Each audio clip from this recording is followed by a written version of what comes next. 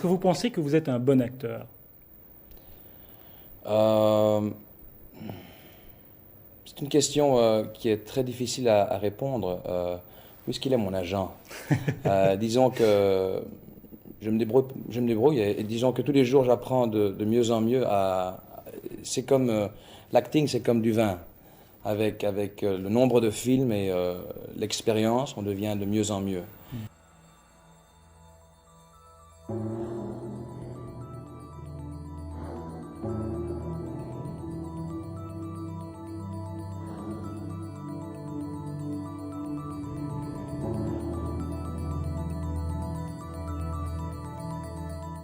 Mannequin, chauffeur de limousine, livreur, coach sportif, fauché et inconnu, Jean-Claude Van Varenberg multiplie les petits boulots à son arrivée à Hollywood, attendant de réaliser son rêve américain. Au cinéma, les débuts sont difficiles pour le Belge, comme en témoigne le petit rôle qu'il accepte de tenir dans le film indépendant Monaco Forever, où il interprète un karatéka homosexuel. Lorsqu'il décroche le rôle du chasseur extraterrestre de Predator, il pense avoir touché le gros lot. Il y partage en effet l'écran avec la plus grande star d'action au monde, Arnold Schwarzenegger. Mais l'expérience tourne au cauchemar. À cause d'un costume mal pensé, il finit par quitter le plateau. Il part oublier cet échec sur le tournage de Karate Tiger, dans lequel il apparaît enfin avec son nom de scène, Jean-Claude Van Damme. Sur ce film, ses aptitudes physiques et son charisme lui permettent de crever l'écran en dépit d'un temps de présence limité. Même chose pour Black Eagle, un film d'espionnage mollasson où il vole une nouvelle fois la vedette à l'interprète principal. C'est le début d'une fulgurante ascension pour ce jeune comédien belge, clamant à qui veut l'entendre qu'il a l'étoffe des plus grands.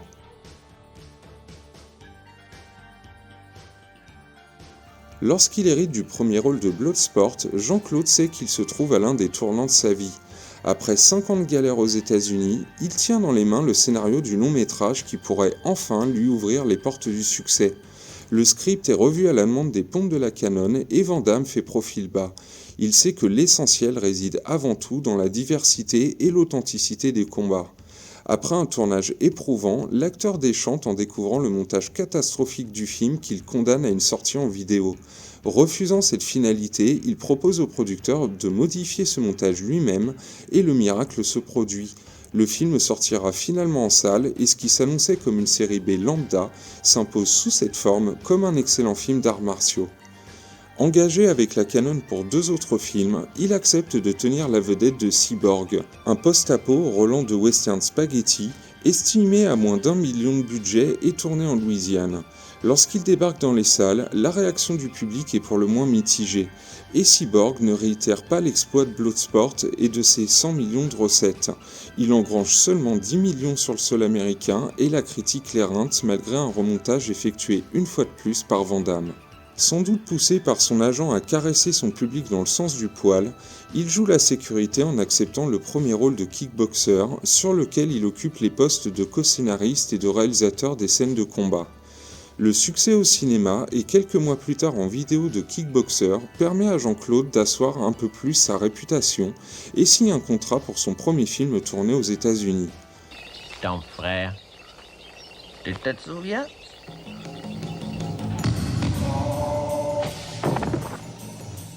Comme ça? Comme ça?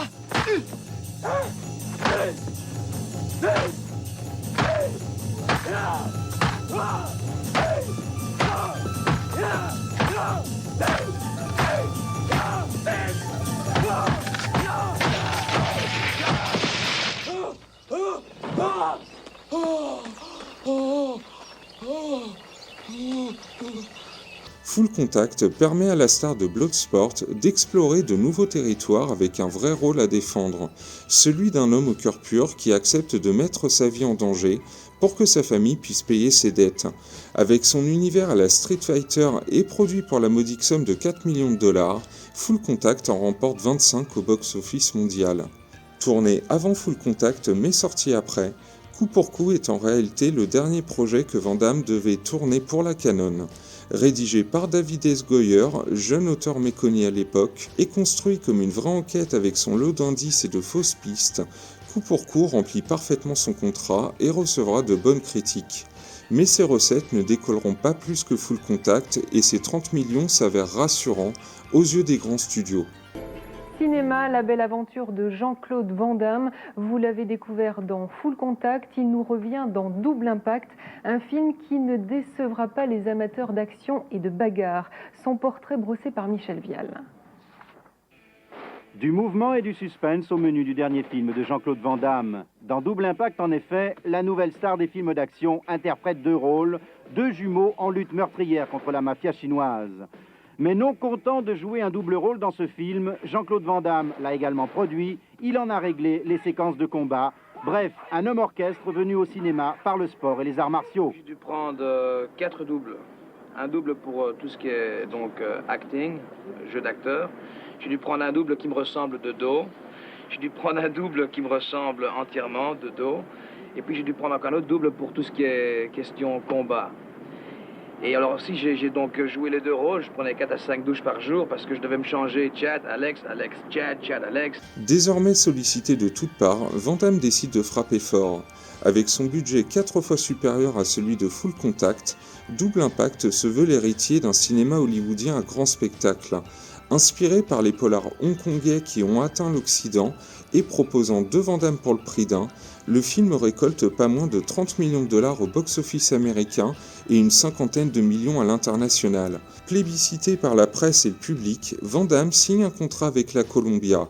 Le premier film né de ce nouveau départ sera Universal Soldier.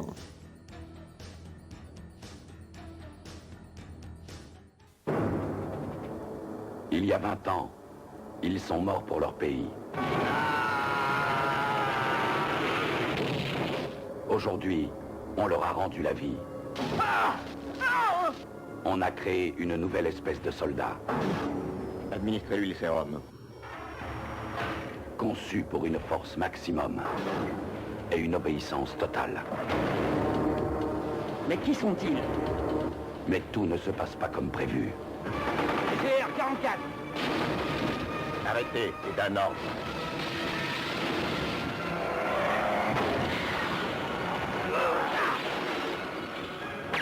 Jean-Claude Van Damme.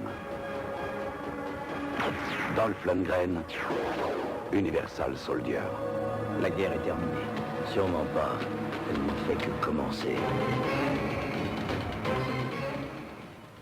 Sorti à l'été 92, Universal Soldier de Roland Emmerich confirme les espoirs placés en lui. Conçu pour flirter avec une classification X lors de son passage devant la censure, il est l'un des films les plus violents de la carrière de Jean-Claude Van Damme. Série B d'action très soignée, Universal Soldier finit son exploitation internationale à 102 millions pour un budget de 23. Galvanisé par ce succès, il commence à développer ce qui deviendra le grand tournoi, discute avec des producteurs d'une nouvelle aventure de D'Artagnan et se retrouve associé à un thriller horrifique produit par Sam Raimi. En attendant de pouvoir jouer les mousquetaires ou chasser les démons sous la supervision de l'auteur d'Evil Dead, la star doit déjà boucler les prises de vue de Cavale sans issue, un projet où Van Damme prend un risque mesuré puisque l'utilisation des arts martiaux est strictement bannie. Pour la première fois de sa carrière, il doit se débarrasser de ses tics et jouer réellement la comédie. Sentence immédiate, Cavale sans issue fait l'effet d'une douche froide et ne rapporte que 22 millions sur le sol américain. Mais alors qu'il tourne Cavale sans issue, Van Damme sait qu'il a un joker dans sa manche en cas d'échec commercial et déjà un titre, Chasse à l'homme. Chasse à l'homme permet à Van Damme de solliciter le réalisateur hongkongais John Woo avec l'appui d'Universal. Dans l'ensemble franchement crépusculaire, le montage de 2h13 livré par Woo refroidit le public test et là Universal impose un remontage dont se chargera Van Damme lui-même. Avec cette nouvelle version de 1h30, le Chasse à l'homme qui sort en salle n'est donc plus, selon John Woo, que l'ombre de lui-même. Une série B efficace et socialement engagée, mais qui ne récoltera que 32 millions aux États-Unis pour un budget de 18. Adapté d'un comic book, Time Cop suit un flic du futur spécialisé dans la régularisation des crimes temporels. Avec une enveloppe de 27 millions, Time Cop est à ce moment la plus grosse production sur laquelle Van Damme ait jamais travaillé, tentant clairement de hisser le Belge au rang d'un Stallone, alors à l'affiche de la comédie SF Demolition Man. Time Cop réussit à récolter 45 millions sur le territoire et passe la barre des 100 millions à travers le monde, le plus gros succès de Jean-Claude Van Damme.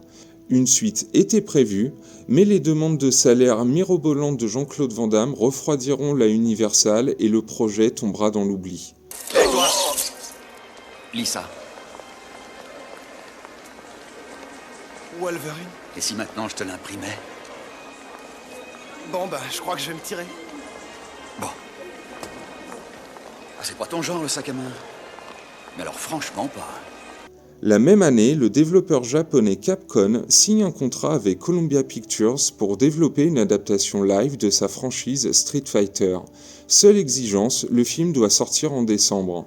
Columbia décide d'imposer Van Damme en tête d'affiche et devant l'urgence de la situation, il fait grimper les enchères et empoche pas moins de 8 millions sur un budget de 35. Street Fighter le film est finalement représentatif d'un tournage thaïlandais totalement chaotique, marqué par des accidents à répétition et surtout par les enfantillages d'un Van Damme en roue libre. Étant tombé dans la cocaïne en coulisses de Time Cop, l'acteur exige sur Street Fighter une suite présidentielle et une salle de sport privée, ce qui ne l'empêche pas de déserter régulièrement le plateau sans donner le moindre signe de vie et de dépenser jusqu'à 10 000 $ en drogue par semaine. Exploité entre décembre 1994 et mars 1995, Street Fighter est un succès et atteint 99 millions, épongeant le salaire démesuré de Van Damme. Au même moment, il retrouve le réalisateur de Time Cop pour Mort subite, une énième copie de Die Hard déjà refusée par Willis, Stallone et Schwarzenegger. Mort subite s'impose dans l'ensemble comme un actionneur généreux et solide, porté par la prestation très attachante de Van Damme. Mais le film n'encaissera que 20 millions, une contre-performance tout de même épongée par des chiffres internationaux plus cléments.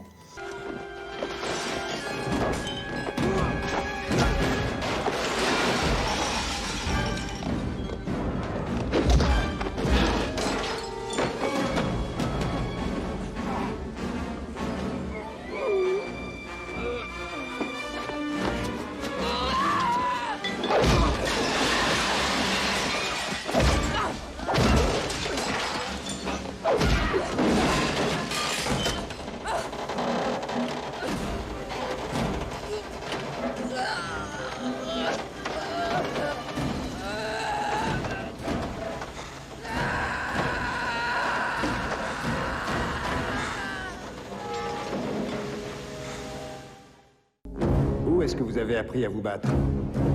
C'était il y a longtemps. Dubois! Il fuit la police. Fouillez le cargo! Il est quelque part! Là! Il est capturé par des trafiquants d'armes. Un clandestin qui va travailler pour nous. Mettez-lui les chaînes. Qui est ce type? Comment t'appelles-tu? Christophe Dubois. Mon nom est Dobbs. Lord Dobbs. En 1995, il est sur le point de tourner le 5e et dernier film prévu dans son contrat avec Universal, mais la célébrité commence à lui peser et le système hollywoodien ne lui convient plus. Pour lui, il est temps de franchir une nouvelle étape, celle de la mise en scène. Fatigué d'entendre les réalisateurs lui faire des reproches sur son jeu d'acteur, il parvient à convaincre le studio de faire du Grand Tournoi, son premier film comme metteur en scène, après avoir essuyé un refus poli de la part d'Oliver Stone. Le Grand Tournoi est un authentique retour aux sources, une manière de ressusciter avec plus d'ambition et des moyens plus conséquents l'esprit de Bloodsport et de Kickboxer. Malmené par la critique, le film est pourtant une bonne affaire avec un box-office mondial s'élevant à 57 millions de $. Négociant mal ses salaires, pas assez bankable, Jean-Claude Van Damme se montre trop gourmand et passe à côté de gros hits potentiels. Petit à petit, les propositions majeures se raréfient, mais hors de question pour lui d'être oublié après tant d'efforts pour en arriver là. En général, sur un tournage, quand ça se passe mal, parce que ça peut arriver, au bout de 2 ou 3 semaines, vous faites quoi? Vous prenez sur vous, vous prenez tout sur vos épaules, si c'est déjà arrivé. Il faut. T'as les acteurs, quand ça se passe mal, c'est la vie. Mais c'est ton visage à l'écran et c'est toi qui descends. Un producteur est remplaçable, un directeur est remplaçable, c'est qu'un nom. Mais le visage ne s'oublie pas. Alors je me suis battu pour tous mes films, j'ai trop souffert et j'en ai trop bavé pour simplement dire c'est la vie, j'attends le prochain film. Et en plus, j'ai trop de respect pour mes fans. Ils viennent me voir, je les déçois, tu peux tourner ça comme tu veux, ils seront fâchés contre toi. Pas contre le directeur, ils connaissent pas le budget, le directeur, le producteur, ils connaissent pas tout ça. oh Van Damme, il nous fait chier maintenant, tu vois. J'aime trop mes fans. Justement, c'est important, le public, vous allez souvent à son contact. Hier, je vous ai vu, vous avez signé beaucoup d'autographes, vous allez en signer tout à l'heure. Quand vous vous baladez dans la rue, tout ça, vous prenez le temps de parler avec les gens, d'écouter? Mais oui, parce que c'est les gens qui m'ont fait, c'est pas... Sans les gens, vous êtes rien. Et il y a beaucoup de movie stars qui oublient ça, qui disent « Oh, j'en ai marre de signer les autographes ». C'est grâce aux gens que je suis arrivé où je suis.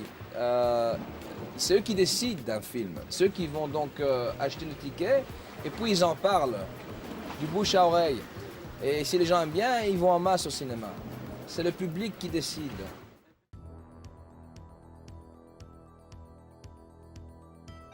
De 1996 à 2003, il va multiplier les projets mais sans retrouver le succès des films précédents.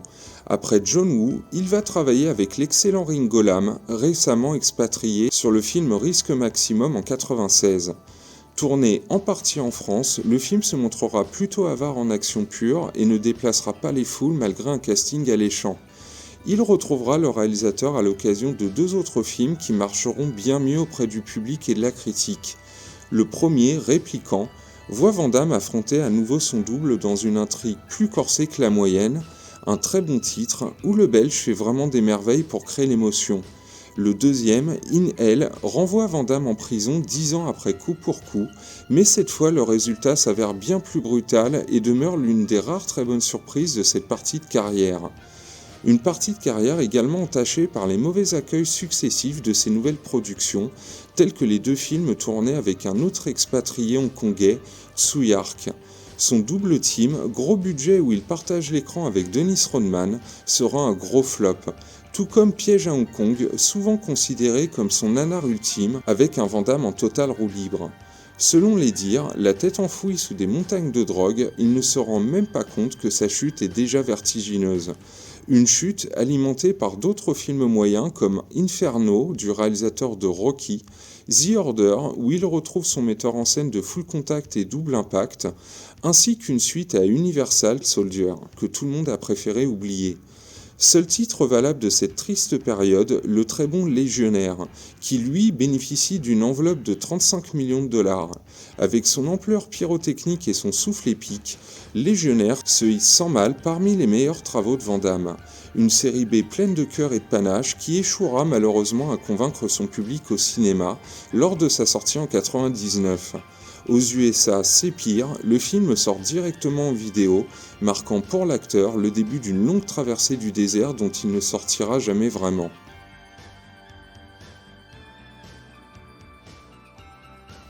De 2004 à cette année 2025, Van Damme va tourner une trentaine de films.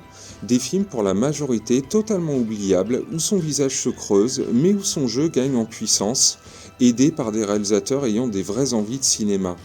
Outre les retours décevants des sagas Universal Soldier et Kickboxer, pour lesquels il reprend ses rôles iconiques mais pour un temps de présence à l'écran bien trop court, on peut noter la réussite Lucas, sorti en 2018, où Van Damme dans le rôle d'un père de famille, prêt à tout pour que sa fille reste à l'abri du besoin, et sans surprise très touchant. Le superfétatoire Expendables 2, que l'on ne présente plus, où il campe un vilain très savoureux aux côtés des légendes du cinéma d'action, et surtout seul succès de Van Damme au cinéma pendant ses années direct-to-vidéo. En dehors de ces titres, rien de vraiment notable, sauf que Van Damme bénéficie d'un capital sympathie suffisamment important pour être contacté pour des comédies. On est sur une île, combien y a de chances de croiser un animal dangereux? 0! Alors, vous... Ou encore des concepts de séries où il tiendrait la vedette. Et s'il y a bien un film qui a permis cet état de fait, et sur lequel nous terminerons ce tour de carrière, c'est le titre JCVD de Mabrouk El Mekri, sorti au cinéma en 2008. JCVD est une évidence. Bien dirigé et en confiance, Jean-Claude Van Damme est un acteur fabuleux, une boule d'émotion à fleur de peau qui, enfin, ose regarder son vieillissement droit dans les yeux. Dans un monologue de 6 minutes inoubliable, pourtant aussi décousu que ses cultissimes interviews, il fait taire les plus motivés à le tourner en ridicule. Un aparté essentiel qui lui aura apporté dignité et reconnaissance par ses pairs, mais qui n'aura pas suffi à intéresser les grands studios pour lui redonner une seconde chance malgré cet indéniable coup d'éclat. Pourquoi t'as fait ça? Ou pourquoi j'ai fait ça? Tu m'as donné mon rêve. Je l'ai demandé. Et je t'ai promis quelque chose en échange. Je ne l'ai pas encore délivré. Toi, t'as gagné. Moi, j'ai perdu. À moins que le parcours que tu me donnes est un parcours fait d'embûches où la réponse se donne avant la question. Ah, oui, je fais ça. Maintenant, je comprends pourquoi je fais ça. Ça, c'est la cure de ce que j'ai vu là. C'est mathématique. Ça fait beaucoup de sens pour les gens qui le comprennent. Depuis, Jean-Claude Van Damme continue de tourner à la recherche d'un hypothétique chef-d'œuvre définitif, et si on peut noter cette volonté dévorante et louable de laisser une œuvre qui marquera, au-delà de sa seule renommée de star du cinéma d'action, on note surtout cette frustration de ne pas y être arrivé, avec ce sentiment diffus de s'en éloigner au fur et à mesure que passent les années. Notre héros se rend donc où le vent le porte, ne se fie qu'à son propre jugement et a suffisamment marqué le cinéma d'action pour pouvoir regarder fièrement dans le rétroviseur une carrière tout sauf anodine.